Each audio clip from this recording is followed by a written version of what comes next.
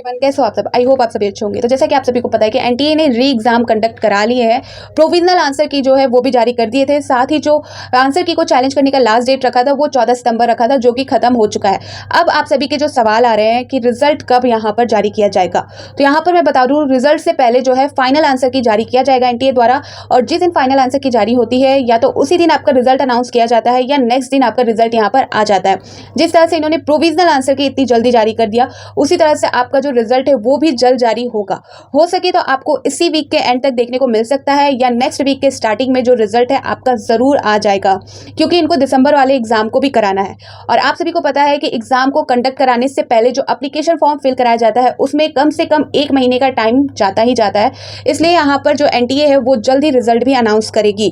तो यहाँ पर मैंने आपको बता दिया कि रिजल्ट से रिलेटेड जो अपडेट थी वो भी दे दी। साथ ही यहाँ पर मैं बता दूँ ये भी कि दिसंबर वाले मंथ के लिए भी जो प्रोसेस है वो भी जल्दी स्टार्ट हो जाएगा। यहाँ पर हो सकता है आपका अक्टूबर के फर्स्ट वीक में आपको दिसंबर वाले एग्जाम के लिए जो है कोई ना कोई अपडेट एनटीए द्वारा जरूर दे दिए जाएंगे।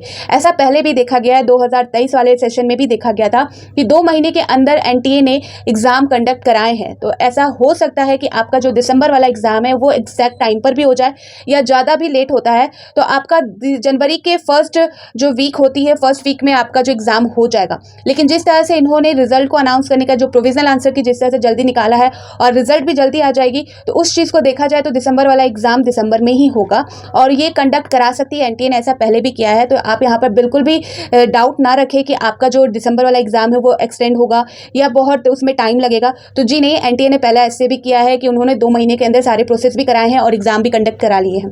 ठीक है, तो यहाँ पर आप बिल्कुल दिसंबर वाले के लिए तैयार रहें, तैयारी स्टार्ट कर दें। यहाँ पर बोलने वाली बात नहीं है कि आपको तैयारी स्टार्ट कर देनी चाहिए, यहाँ पर आपको उस चीज़ के लिए लग जाना है।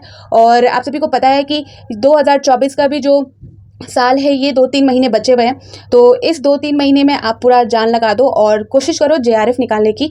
ठीक है, जेआरएफ अगर टारगेट करोगे तो आपका नेट क्वालिफाई होगा ही होगा। ठीक है, अब यहाँ पर जो इंपॉर्टेंट अपडेट मुझे देनी है वो मैं देना चाहूँगी। ये अपडेट उनके लिए है जो बार बार पूछ रहे हैं कि क्या हम दिसंबर वाले मंथ में अपेयरिंग में अप्लाई कर सकते हैं। तो जैसा कि मैंने पहले भी क्लियर किया है कि फाइनल ईयर वाले या जो रिजल्ट का वेट कर रहे हैं वो तो अपेयरिंग में डाल सकते हैं, अपेयरिंग में जो है यूजीसी नेट एग्जाम दे सकते हैं। लेकिन यहाँ पर एक बात ये भी मैं बता दूं कि जो फर्स्ट ईयर में है, जो मास्टर फर्स्ट ईयर में है, जो पीजी कर रहे हैं, जो पीजी में फर्स्ट ईयर में है, वो भी अप्लाई कर सकते हैं अपेयरिंग में। लेकिन यहाँ पर कुछ शर्तें होती है जिससे मैं ईजी वे में आप सभी को बताना चाहूँगी। यहाँ पर मैं बताना चाहूँगी कि आप अपेयरिंग में डाल सकते हो, लेकिन एक शर्त ये होती है कि जब आपका यूजीसी नेट एग्जाम आप देते हो और जब रिजल्ट अनाउंस होता है, अगर आपने नेट क्वालिफाई किया, जेआरएफ क्वालिफाई किया है और आपका जो रिजल्ट है वो अनाउंस कर दिया जाता है, उसी दिन से लेकर आपको 2 साल का वक्त दिया जाता है आप अपने पीजी को कंप्लीट कर सको। ठीक है, पीजी को कंप्लीट कर सको। साथ ही 55% जनरल कैटेगरी में अगर आप आते हो तो 55% आपका मास्टर डिग्री में होना चाहिए ही। ठीक है, कम से कम, उससे अगर कम होगा तो आप उसके लिए एलिजिबल नहीं रहोगे।